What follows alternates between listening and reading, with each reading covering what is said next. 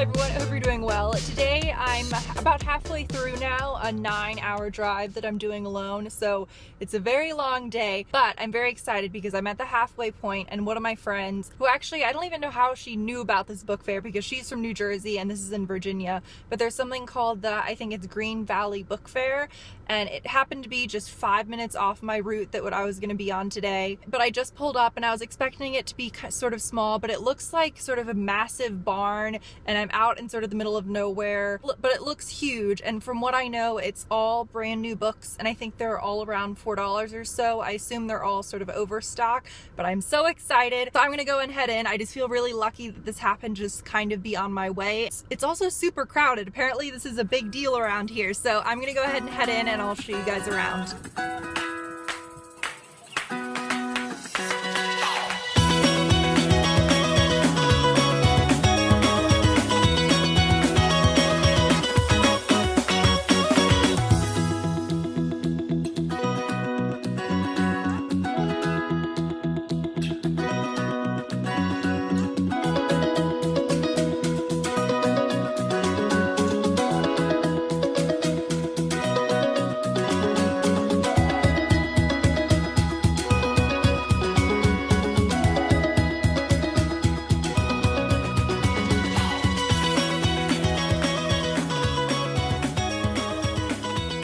Hi everyone, so it is the next day. I was going to film the book haul right when I got back in my car, but it was also 100 degrees outside, so I thought that would be a bit of an issue. Ironically enough though, it feels like 100 degrees in my apartment because I don't have AC. Somehow I think I had blocked out that fact from my mind when I was moving back here. It should only actually be hot here for another week or so, so I don't want to buy an AC unit just for a week, but yeah, I'm kind of dying right now. And for those of you who haven't been subscribed for the past 3 months or so, this is my little studio apartment.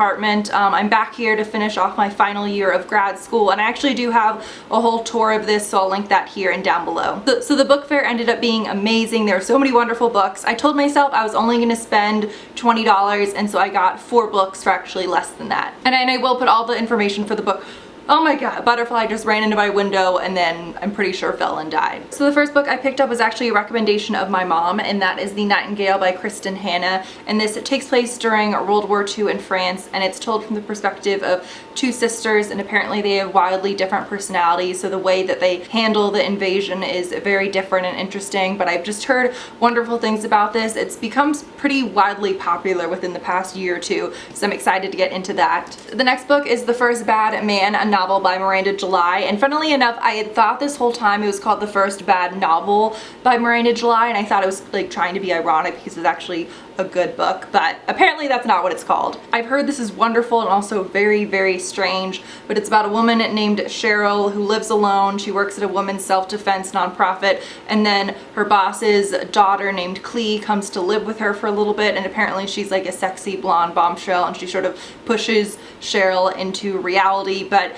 I don't know, I've just heard really strange things about this, but it's supposed to be excellent. Next is a book that I had not heard a single thing about, and that is Real World by Natsuo Kirino. And just as a side note, I feel as if ever since becoming part of BookTube, it's sort of rare that I'll just pick up a book on a whim that I haven't heard of and I'll go ahead and read it, just because I recognize so many more books now, so it is sort of fun every now and then to hopefully find a hidden gem you hadn't heard anything about. But this takes place in a Tokyo suburb, and there are 4 girls. They find out that someone has been murdered, and they believe that their neighbor's son is the killer, and I think he steals one of the girls' cell phone and bicycle, so they're going after him. But it sounds really odd and interesting, and I've been really loving Japanese fiction lately, so I'm excited to get into this. And then the final book is some nonfiction, and this is, I'm sure, going to be a fairly difficult read, and that is A House in the Sky by Amanda Lindhout. This is the true story of, in 2008, Amanda was traveling through Somalia and was captured and held for, I think it says, 460 days. She converts to Islam as sort of a survival tactic, but you can even see just on the inside,